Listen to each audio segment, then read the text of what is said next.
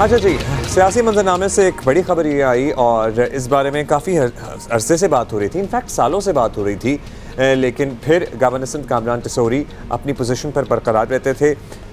चिमगोइयाँ आपको पता है पिछले साल भी हो रही थी, उससे पिछले साल भी थी, लेकिन अब फाइनली ये खबर सुनने को मिली है कि हुकूमत ने कामरान टिसौरी की जगह सेनेटर निहाल हाशमी को गवर्नर सिंध तैनात करने का फैसला कर लिया है। इस पे वज़ीर आज़म ने उनसे मुलाकात भी कर ली, उन्हें मुबारकबाद भी दे दी। चलो, यानी ये सारा कुछ हो चुका है, but of course we are giving you the information now. कुछ सियासी हलके दावा कर रहे थे कि पीपल्स पार्टी कामरान टिसौरी को हटाने के लिए पसे पर्दा कोशिशें जो हैं वो कर रही है, कोशिशों में मसरूफ़ है। पीपल्स पार्टी का इल्ज़ाम था कि कामरान टिसौरी गवर्नर हाउस को सियासी सरगर्मियों के लिए इस्तेमाल करते हैं, ये उनका कहना था। वज़ीर आज़म ऑफिस की जानिब से जारी एलामिया के मुताबिक वज़ीर आज़म ने नए गवर्नर सिंध की समरी मंजूरी के लिए सदर पाकिस्तान को भिजवा दी है। So it's pretty much done.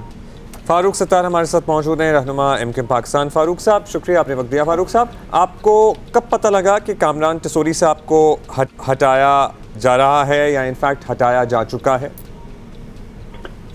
जब मैं सुबह तकरीबन उठा, मेरे ख्याल में 11 बजे, तो उस वक्त मैंने खुद देखा मीडिया में ये खबर चल रही थी, तो मेरे ख्याल में हम सबको मीडिया के जरिए खबर पता चली। नहीं तो इससे पहले रात को, इससे कल परसों तरसों कोई अंदिया नहीं था, कोई अंदिया नहीं था, कोई इत्तला नहीं थी, कोई एतमाद में नहीं लिया गया, कोई मशवरा नहीं लिया गया, कोई हमसे पूछा तक नहीं गया। तो मेरे ख्याल में ये वाज़े तौर पर हमें पैगाम दिया है वफाकी हुकूमत और वज़ीर आज़म ने कि उन्हें अब हमारी ज़रूरत नहीं है, और उन्होंने तो अपनी तरफ से हमें खैरबाद कह दिया। अब ये हमें भी देखना है कि हम अब हमारे पास क्या अखलाकी जवाज़ है कि हम हुकूमत में वफाक में वज़ारतें तो हैं आप लोगों के पास, तो आप कोalition पार्टनर्स हैं, वफाक में आपके पास वज़ारतें हैं, क्या कोई फार्मूला तय हुआ है कि हाँ जी ये वज़ारत आपकी कोई बढ़ा देंगे, वफाक में आपको एडजस्ट करेंगे, गवर्नर ही अभी जाने दें? फारूक साहब, क्या आपको पता भी नहीं था, मतलब कोई बैकग्राउंड में कोई बात, कोई कम्युनिकेशन हुई नहीं है कभी भी इस टॉपिक पे?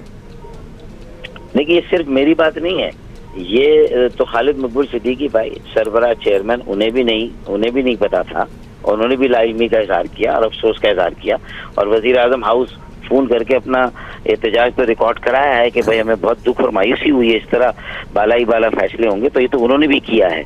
लेकिन मेरा ये कहना है कि अब लाए अमल हमारा यही होना चाहिए कि हमें इस मसले को अपनी रेड लाइन बनाना चाहिए और फिलफौर हुकूमत से अलहदा होकर हुकूमत को खैरबाद कह देना चाहिए, क्योंकि हुकूमत ने तो ये बावर करा दिया कि वो हमें जो है वो टेकन फॉर ग्रांटेड ले रहे हैं, और हमसे सलाह मशवरा करना या हमें किसी बात की इतला देना जो फैसला हमारे गवर्नर से मुताल्लिक हो, जो कि हमारे और PMLN के माहिदे में शामिल हैं, जब हम हुकूमत में शामिल हुए थे। अगर पीपल्स पार्टी के साथ कोई माहिदा है तो PMLN की गवर्नरशिप होनी चाहिए, और PMLN ने अगर हमें गवर्नरशिप दी है तो PMLN को पीपल्स पार्टी के साथ बात करनी चाहिए। अब वो ब्लैकमेलिंग क्यों?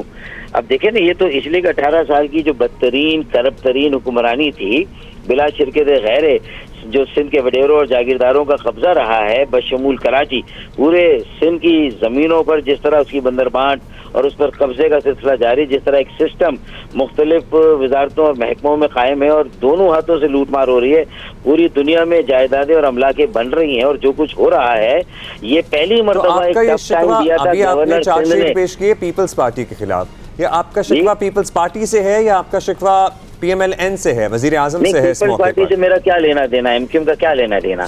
वो अपनी जगह हलीफ है हुकूमत की, हम अपनी जगह हलीफ है। कोई ट्राई पार्टेड सह फरीकी माहिदा तो नहीं है, हमारा तो सिर्फ PMLN से माहिदा है। और अगर PMLN ये समझती है कि पीपल्स पार्टी को मतलब है कि उसकी इतनी अगर ब्लैकमेलिंग है और इतना ज्यादा वो उसे अजीज है, तो फिर रखे तुम्हारी मतलब ये कि ये बदतरीन हुक्मरानी तुम्ही को मुबारक भाई, ये करप्ट 18 साल की जो यहाँ हुक्मरानी वो तुम्ही को मुबारक। अच्छा, तो अब फारूक साहब नेक्स्ट स्टेप क्या होगा आपकी पार्टी की तरफ से? क्योंकि कुछ दिन पहले ही आपने कहा था कि ये तो हुकूमत के साथ तय हो चुका है कि सिंध के गवर्नर जो हैं वो कामरान टिसौरी ही रहेंगे। बिल्कुल, एमक्यूएम पाकिस्तान के होंगे, पहला तो ये तय है। और फिर बार बार बताया गया है कि वो कामरान टिसौरी ही होंगे, ये भी बार बार बताया गया। ये मेरे ख्याल में हमारे जो तीनों हम बड़े हैं पार्टी के, खालिद मकबूल भाई हैं और हमने हमारे बयानात मौजूद है जिसमें कहा गया है कि कामरान टिसौरी ही हमारे गवर्नर हैं। तो उसके बाद अगर ये हुआ है तो इसका मतलब ये है कि ये देखे ना, जो गुल प्लाजा में हमने जिस तरह इनको बेनकाब किया कि इनके सिस्टम ने किस तरह वहाँ कीमती जानों का जो इतलाफ हुआ है उसमें किसका हाथ हो सकता है। हमने तो ये सारी चीजें एक्सपोज करना, जो नैब की फाइलें कालीन के नीचे वो बाहर आनी चाहिए, ना कि मतलब ये कि वो जो कहे आमन्ना सदकना वजीर आजम और PMLN इसको मान ले और ये बताएं। देखें, ये MQM पाकिस्तान ही को एक बूस्ट नहीं मिला था। कामरान टिसोरी भाई ने सरकारी वसाइल नहीं थे उनके पास, अवाम का पैसा, टैक्स का पैसा नहीं था, उन्होंने अपनी जेब से, जाती वसाइल से, दोस्तों और मुखैर हजरात के वसाइल से IT का इंस्टीट्यूट बनाया, 50,000 तालिब इल्मों को, बेटे बेटियों को हुनर दिया और उनको पैरों पे खड़ा किया। 1,000-2,000 गवर्नर हाउस के दरवाजे सर्टनली उन्होंने आवाम के लिए खोले, आवाम को एक्सेस दी, ये बात, ये इसमें कोई दो राय नहीं है। और वो IT के सिलसिले में भी उन्होंने काम किया और बहुत से बच्चों ने वहाँ से कोर्सेज मुकम्मल किए। आप ये बताइएगा चेमगोइया, ये भी थी कि आपकी अपनी जमात में कुछ लोग नहीं चाहते कि कामरान टिसोरी गवर्नर रहें, इसमें कोई हकीकत है? देखिए, अगर अल्लाह ना करे ऐसा है तो फिर उन लोगों को भी आगे आकर अपना वाज़ेह मौक़िफ़ देना चाहिए, बयान देना चाहिए। खामोशी का गुबन तोड़ना आप कह रहे हैं अगर ऐसा है, हम तो आपसे पूछ रहे हैं कि क्या ऐसा है? मैं नहीं समझता ऐसा है, क्योंकि मैं बड़ी अथॉरिटी के साथ कह रहा हूँ कि मैंने अपने तमाम मरकजी कमेटी के लोगों से, साथियों से वक्तन फ़वक्तन बात की है और सब ने कहा कि गवर्नर MQM का होना चाहिए नंबर 1, और कामरान टिसोरी होना चाहिए गवर्नर, और नंबर 3 ये कि अल्लाह ना करे उनको हटाने के बारे में सोचा जा रहा है, फैसला हो रहा है तो उसमें हमसे सलाह मशवरा, हमें पूछ कर, इतला देकर, एतमाद में। बड़ी हैरानी की बात है ना कि आप एक कोएलिशन पार्टनर हो एक हुकूमत में और आपका एक मुआहदा हो और उस मुआहदे के तहत गवर्नर का ओहदा आपके पास मौजूद हो। वैसे तो हुकूमत के आने से पहले भी यही थे, लेकिन चलिए उसी को आपने कंटिन्यू किया, तो समझ मानने वाली बात नहीं है कि किसी को कुछ पता ही नहीं हो रातों रात। मतलब आपको क्या लगता है? ये कहना कि आपको मीडिया से पता चला है, ये जरा ये अजीब सी बात है। आपको क्या लगता है? तो क्या अगर आप क्या हुकूमत छोड़ने पे भी आप गौर कर रहे हैं इसके बाद?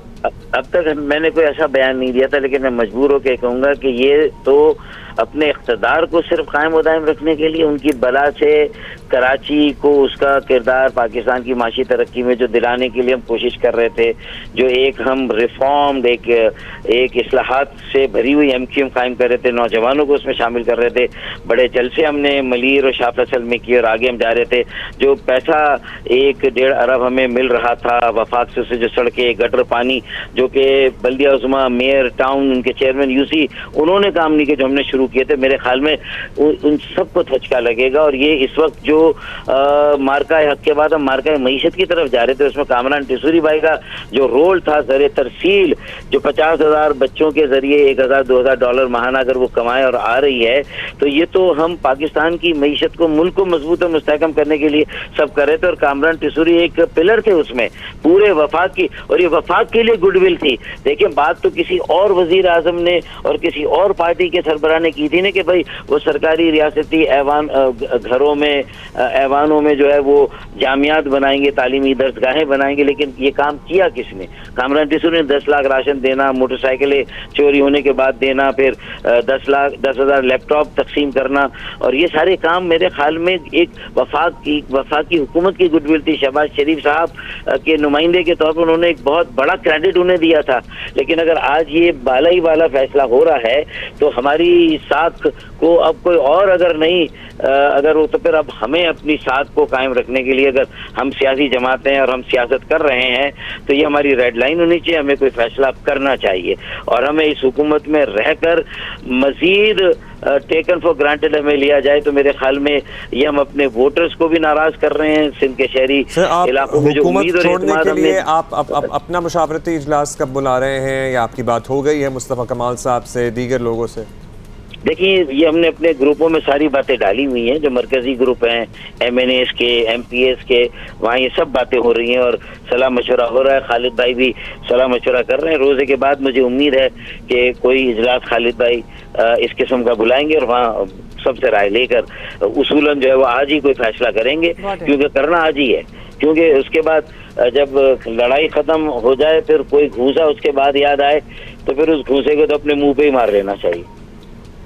बहुत शुक्रिया सो इंतहाई कदम आप कह रहे हैं कि आज ही फैसला आज ही होगा कि फैसला हो हुकूमत में जाएगा। रहना है या नहीं रहना। ये वैसे तय है कि नहीं रहना? ठीक है। सो बट बता उन्होंने रहे हैं क्लियर कट कि कह ही प्रेस दिया। कॉन्फ्रेंस आज हो ही जाएगी, बड़े नाराज भी हैं और ऑब्वियसली उनका कहना है कि उनको भी उसी तरह पता चला जिस तरह बाकी मुल्क को पता चला, which is through the news.